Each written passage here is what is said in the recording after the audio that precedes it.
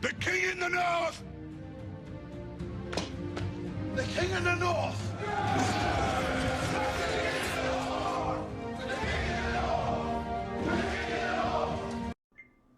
Yo, as always, like, share, subscribe.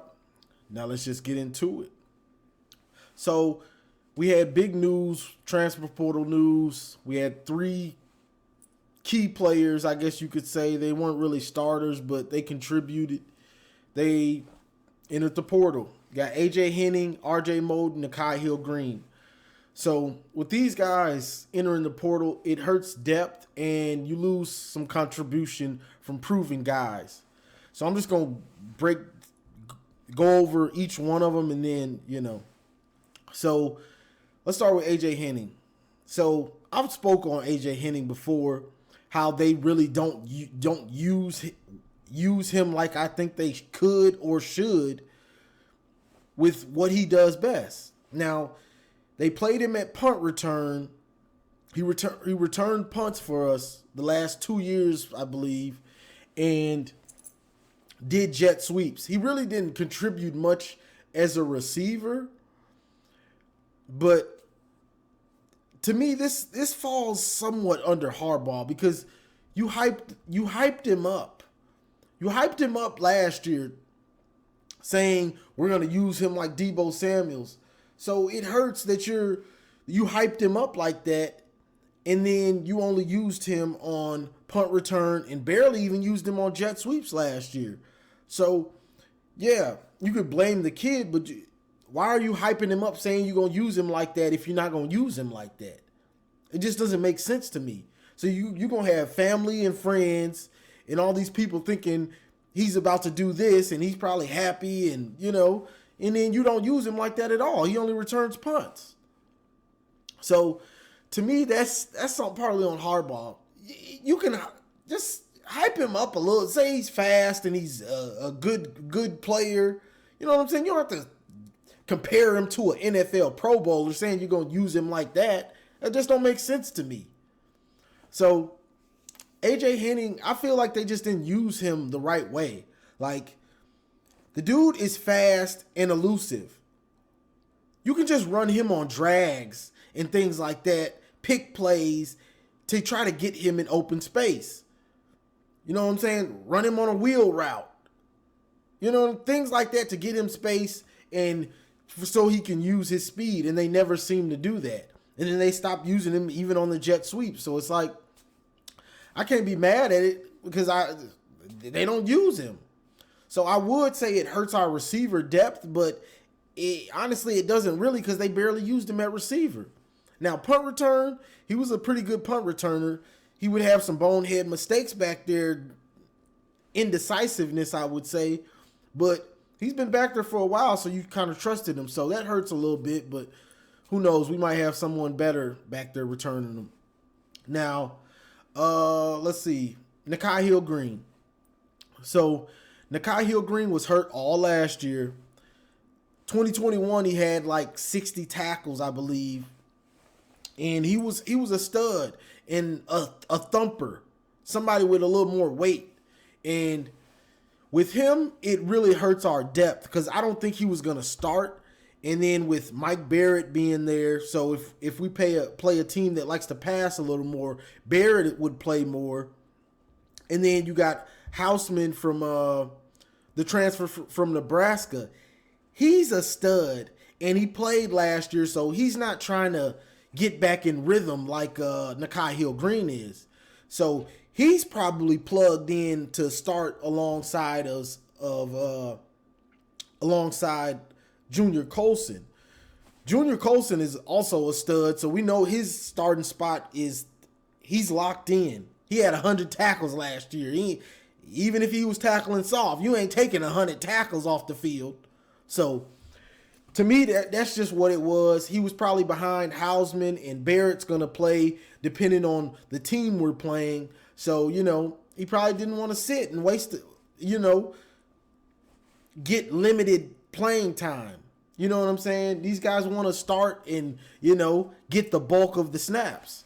So that's what's probably happened with him, and it hurts. It it hurts our depth. So if Hausman gets hurt, Mike Barrett's not a true linebacker. He's a safety playing linebacker pretty much. So, it hurts the depth because Rolder and the other guys, they're unproven. I got to see them, but they're unproven. So it hurts the linebacker depth. That's the biggest thing with Nakai Hill-Green. With him back, if he was back, you would have had, Colson, Hausman, and Barrett, and Nakai Hill-Green. That's 4 players that you trust. You know what I'm saying? So that's just it right there. It's not like we run a 3-4, but we're barely in it because everybody's passing it and running the spread. So you're not going to have all those linebackers out there. So that's just what it is. You know what I mean? RJ Moten. Now, RJ Moten I believe he started the year last year, and Makari Page took his spot, but they were rotating in. So he regressed last year. I'm just going to be real. I thought RJ Moten would be a stud by this time, but he regressed last year. And then in the spring game, he was making a bunch of mistakes. So to me, and I said this in that spring game video, I wouldn't be surprised if Zeke Berry passed him up. So that might have been what happened. Zeke Berry might have made his way to that third safety, when they're rotating in and out. He might have been that third guy. And RJ Moten's like, I want to start some. I'm sure he can probably start somewhere. I don't know where. But, to me, he just regressed. He showed promise 2021. He showed promise 2021 when he was in there. Still was making mistakes. Last year, he didn't take that step up. He took kind of a step back. And I'm not sure why, but he took a step back.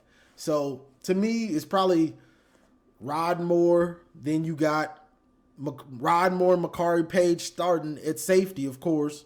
And then it would have been RJ Moten coming in. But with him transferring, it's probably Zeke Berry. Now, where this hurts is if someone gets injured. If Rodmore or Makari Page, knock on wood, gets injured, you're bringing in a guy that is unproven. You know what I'm saying? Because practice ain't the game. So you're bringing in a dude that's unproven. So that's just the big thing with RJ Moten. But the way he was regressing, I'm not sure if he would have been getting much playing time unless injuries happened and guys were tired. You know what I'm saying? Because he just made mistakes. He's been on campus way too long for him to be making mistakes in the run game, making mistakes, just knowing his assignment, being over the top. Like, he should be on point, getting picks and, reading the offense. Like, I know where to be. You can trust me. When you've been on campus for so long, you're supposed to be the trusty veteran. Like, I know the system. I know where I'm supposed to be. I got it. And he just wasn't getting it. And honestly, I was kind of shocked because I thought he would still be that third guy. But Zeke Berry might have passed him up. So that's what I got on that. It hurts our depth. It hurts our depth, but they're not huge losses. But, they were guys that can contribute. You know what I mean? But I guess I ran on these OSU fans. Oh yeah, and also Chris from Menace to Sports hit me up, and he said sometime in summer or something, he wants to do a little collab, so look for that coming in the future. Menace to Sports, me getting on there, Ohio State. We know they mostly Ohio State. They Ohio State fans. We'll get the collab going and, rock it out like that. So look for that in the future. But them OSU fans, they killing me because they can't accept They can't accept that we beat them, and they got to talk about everything else. I get online, and it's just nonstop. They got to talk about TCU. They got to talk about this. They got to talk about that. I've never seen a fan base that all of a sudden the game don't matter. I told a fan, I said, so he's talking about this and that. I said, I found it funny you don't want to talk about the biggest rivalry in college football, if not sports in general. You don't want to talk about that no more. You don't want to talk about it. Oh, you guys won the last 2 games. Oh, big thing to talk about. You ain't. Who cares? Who cares? All those losses from all those other years, they don't mean nothing now. They don't mean nothing. All that matters is we beating that head in. That's all that matters now. And what you're going to do about it. See, they scared. They scared now. So they don't want to talk about it. They don't want to talk about the game. They don't want to talk about the game no more. They don't want to talk about the game. They'll talk about anything else. The bowl games, the playoff. Y'all lost in the playoff. We beat y'all in the past. They want to talk about everything else except the game now. Say it ain't so. Say it ain't so, Brutus. Brutus, say it ain't so. You don't want to talk about the game? Come on, man. Even when we was losing, we still talk about the game. We say, man, we probably going to get destroyed, but, hopefully this, hopefully that. They don't even want to talk about it no more. They want to talk about something else. They trying to think of anything to talk about. You see, them backing into the playoff, it let them leave a little bit of cockiness because they backed in. Oh, we still made the playoff. And you know what's sad about that? For some reason, they think they get cool points for barely losing to Georgia. We barely lost to Georgia. Like that makes them some type of champion. Why do we care if y'all barely lost to Georgia when we blew your doors off? Blew your doors off, and you talking about you barely lost to Georgia? Oh, well, Georgia, that's fine. That's great. Too bad we blew y'all doors off. We don't care if you barely lost to Georgia. Stick to the subject. Michigan, OSU. They don't want to talk about that. They don't want to talk about that no more. They don't want to talk about that because they know when it comes up who won and who's on top. I had somebody try to tell me in the comments and stuff, oh, Michigan doesn't run the Big Ten. Well, we back-to-back Big Ten champs. Who running it? Y'all ain't running it. We running y'all over, so tell me how y'all running it. You can look at them ESPN rankings all you want to. ESPN be saying the same thing every year. I don't care about what they say. I care about us running y'all over. You better care about it too and stop looking at ESPN rankings and see what's going on in that field. Toughness. A team that's taking y'all serious now and has got the dogs to back it up.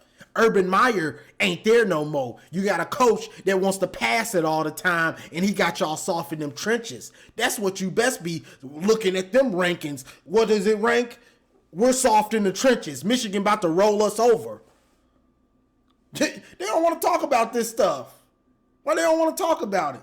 So the guy tells me, oh, everybody knows Bama still runs the SEC. Well, see, I live in reality. I don't live in this years past and all this. From what I see, Georgia run the SEC right now. From what I see, Georgia's back-to-back champs, national champs, SEC champs.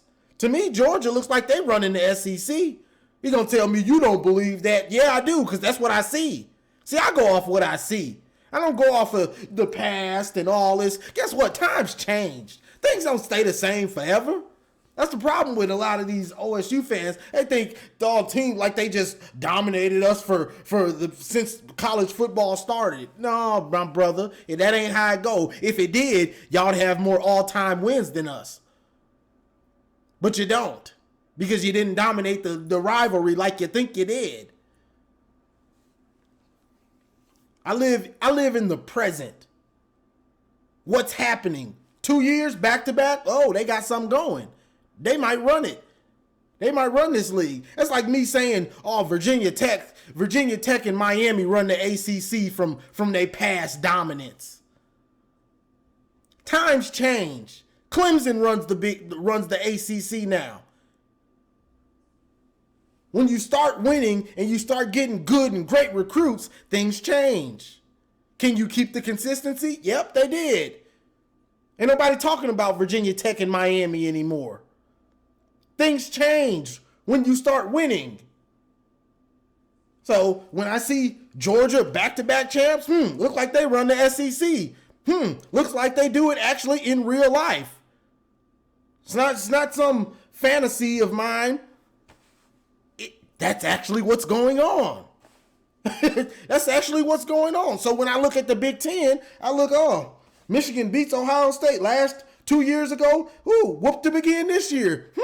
Looks like Michigan, and they bringing back almost everybody. Looks like Michigan might be running the Big Ten now because they proven it. They proven it. This ain't no some ESPN fluff ranking. This is actually watching the game and watching the film and seeing Ohio State get their doors kicked in by Michigan. And then this is me seeing their own Ohio State's own fans don't want to talk about the game. What did we hear? I'm going to say this and I'm going to get off of here. What did we hear last year, y'all? Just wait until November in the shoe. Wait until November in the shoe. You're never going to win in the shoe.